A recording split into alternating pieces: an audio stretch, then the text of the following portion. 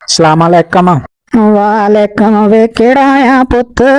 Hello, ਹੈਗਾ ਕੋਈ ਇੱਥੇ ਕਿ ਕੋਈ ਨਹੀਂ?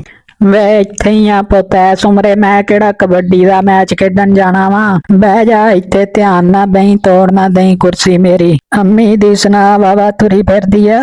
ਹਾਂਜੀ, ਸ਼ੁਕਰ ਅੱਲਾ ਦਾ, ਬਸ ਗੋਡਿਆਂ 'ਚ ਦਰਦਾਂ ਹੁੰਦੀਆਂ। ਲੈ ਮੇਰਾ ਪੁੱਤ ਸੂਪ ਪੀ।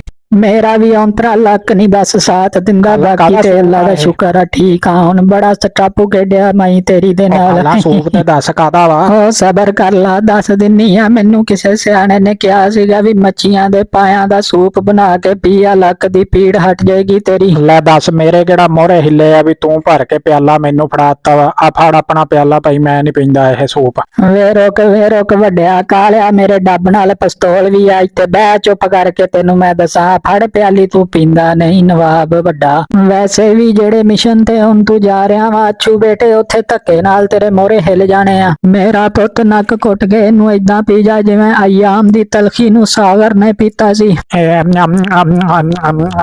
ਉਹ ਜਾ ਖਾਲਾ, ਕੀ ਇਹਦੇ 'ਚ ਪਾਇਆ ਸੀ? ਆ ਪਾਇਆ ਜਿਹਾ ਮੇਰੇ ਨੱਕ ਨੂੰ ਚੜ ਗਿਆ। ਚੰਗਾ ਖਾਲਾ, ਤੂੰ ਇੱਥੇ ਹੁਣ ਬਹਿ ਕੇ ਚਿੱਲਾ ਕੱਟ ਤੇ ਮੈਂ ਤੇਰੇ ਹੁਣ ਬਰੀਫ ਕੇਸ ਲਿਆ ਦਿਆਂ ਤੈਨੂੰ। ਬਰੀਫ ਕੇਸ ਚੁੱਕ ਕੇ ਪਿੱਛੇ ਮੁੜ ਕੇ ਨਾ ਵੇਖੀ ਅੱਛੂ। ਲੈ ਵੀ ਅੱਛੂ ਬੇਟੇ, ਮਾਈ ਬੰਗਾਲਨ ਨੇ ਪਤਾ ਨਹੀਂ ਕੀ ਪਲਾਤਾ। ਇਹੋ ਜੀਆਂ ਮਾਈਆਂ ਦਾ ਪਤਾ ਵੀ ਨਹੀਂ ਲੱਗਦਾ ਹੁੰਦਾ। ਚਮਚੜਿੱਕਾਂ ਨੂੰ ਮਿੱਟੀ ਦੀ ਹਾਂਡੀ 'ਚ ਪਾ ਕੇ ਕਹਿਣ ਦਈਆਂ ਹੁੰਦੀਆਂ ਮੈਂ ਦਮ ਪੁਖਤ ਬਣਾਇਆ। ਪਤਾ ਨਹੀਂ ਕੀ ਗੱਲ ਆ, ਜਦੋਂ ਦਾ ਸੂਪ ਪੀਤਾ ਖੋਤੇ ਤਰ੍ਹਾਂ ਹਿੰਗਣ ਨੂੰ ਦਿਲ ਕਰੀ ਜਾਂਦੇ ਆ। ਲੈ ਵੀ ਅੱਛੂ ਸਾਹਿਬ, ਮੁਬਾਰਕ ਹੋਵੇ, ਤੁਸੀਂ ਖੋਤੇ ਤੇ ਕਨਵਰਟ ਹੋ ਗਏ ਆ ਖੈਰ ਨਾਲ। ਓਏ ਅੱਛੂ, ਸਪੀਡ ਵੀ ਵੱਧ ਗਈ ਆ ਓਏ।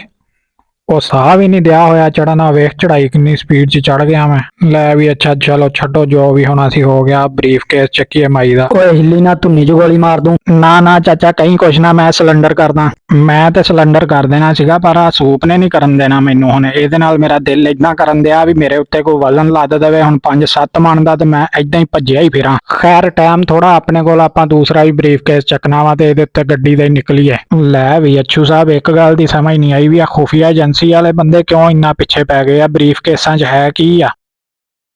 ਆਹ ਗੱਡੀ ਬੜੀ ਅੱਗ ਦਈ ਕੱਢਣ, ਵੀ ਪਤਾ ਨਹੀਂ ਕੀ ਪੱਠਾ ਲੱਗਾ ਇਹਦੇ ਅੰਦਰ। ਉੱਤਰ ਆ ਬੇਟੇ, ਮੈਨੂੰ ਵੀ ਟਰਾਈ ਲੈਣ ਦੇ। ਧਿਆਨ ਨਾਲ ਚਲਾਈ ਵੀਰੇ, ਮੈਂ ਹੁਣੇ ਟਿਊਨਿੰਗ ਕਰਾ ਕੇ ਲਿਆਇਆ ਸੀ ਇਹਦੀ। ਉਹ ਮੈਨੂੰ ਵੀ ਮਿੱਧ ਗਿਆ ਚਵਲਾ।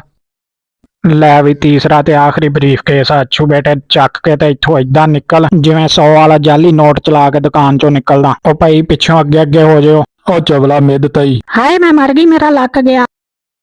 ਓਏ ਆ ਵੇ ਹੋ ਜਾਂਦੇ ਜਿਵੇਂ ਨੇਰੀ 'ਚ ਛਾਪਰ ਆਉਂਦੇ। ਉਹ ਲੈ ਵੀ ਗੱਡੀ ਨੂੰ ਵੀ ਅੱਗ ਲੱਗ ਗਈ। ਭੱਜ ਅੱਛੂ, ਇੱਥੇ ਦੇਣਾ ਹੀ ਸਹੀ ਕੰਮ ਹੁਣ ਜਿਹੜੇ ਅੰਮਾ ਨੇ ਪਾਏ ਖਵਾਏ ਸੀ। ਅੱਛੂ ਬੇਟੇ, ਜੇ ਹਿਸਾਬ ਨਾਲ ਖੁਫੀਆ ਏਜੰਸੀਆਂ ਤੇਰੇ ਪਿੱਛੇ ਹੱਥ ਧੋ ਕੇ, ਬਲਕਿ ਨਹਾ ਧੋ ਕੇ ਪੈ ਗਈਆਂ ਵਾ ਨਾ, ਇਹਨਾਂ ਬਰੀਫ ਕੇਸਾਂ ਦੇ ਵਿੱਚ ਲਾਜ਼ਮੀ ਅੰਮਾ ਦੇ ਜਿਹੜੇ ਆ ਨਾ ਕਾਲੇ ਜਾਦੂ ਦੇ ਲੈਕਚਰ ਹੋਣਗੇ।